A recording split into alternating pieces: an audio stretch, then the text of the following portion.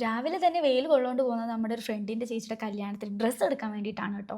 അതായത് നമ്മുടെ കൺകണ്ടെ ലൈൻ്റെ ചേച്ചിയുടെ കല്യാണത്തിന് അങ്ങനെ പറയാൻ അവൻ പ്രത്യേകം പറഞ്ഞു.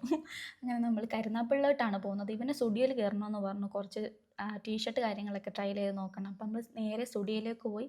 അത്യാവശ്യം തിരക്കുണ്ടായിരുന്നു എപ്പോഴേയും പോലെ തന്നെ. ഒന്ന് രണ്ട് ടീഷർട്ടൊക്കെ നമ്മൾ ട്രൈ ചെയ്ത് നോക്കിയിട്ട് അതിൽ കുറച്ച് ഇഷ്ടപ്പെട്ടൊക്കെ എടുത്തുകൊണ്ട് പോന്നിട്ടുണ്ട്. ആ തക്കത്തിന് ഞാൻ പോയി കുറച്ച് ലിപ്സ്റ്റിക് കളക്ഷൻസൊക്കെ നോക്കി കേട്ടോ. പക്ഷേ എനിക്കങ്ങനെ അധികം ഒന്നും ഇഷ്ടപ്പെട്ടില്ല. അത് കഴിഞ്ഞിട്ട് നമ്മൾ നേരെ ബില്ലിംഗ് സെക്ഷനിലോട്ട് പോയി ഷടപടേന്ന് എടുത്തിട്ട് പെട്ടെന്ന് തന്നെ ഇറങ്ങി. അവിടുന്ന് നേരെ നമ്മൾ പോയത് കരുനാഗപ്പള്ളിയിലുള്ള ഇവോക്കിലായിരുന്നു കേട്ടോ. ഇവരുടെ ഷർട്ടും കാര്യങ്ങളൊക്കെ എടുക്കുന്നത് നമ്മൾ അവിടെ നിന്നാണ്. കുറേ ഷർട്ട് നമ്മൾ ട്രൈ ചെയ്ത് നോക്കി. അങ്ങനെ രണ്ടുപേരും ഒരേപോലത്തെ ഷർട്ട് തന്നെ എടുത്ത്. കളറിന് കുറച്ച് വ്യത്യാസം ഉണ്ടെന്നേ ഉള്ളൂ. കണ്ടോ നല്ല രസമില്ലേ രണ്ടുപേരും കാണാൻ. അങ്ങനെ രണ്ടുപേർക്ക് ഷർട്ടും കാര്യങ്ങളൊക്കെ എടുത്തിട്ട് നമ്മൾ ബില്ല് ചെയ്ത് ഇറങ്ങി കേട്ടോ. എനിക്ക് ഡ്രസ്സ് കാര്യങ്ങളൊന്നും എടുത്തില്ല. നേരത്തെ തന്നെ ഞാൻ മുൻകൂട്ടി അത് ബുക്ക് ചെയ്തിട്ടുണ്ടായിരുന്നു.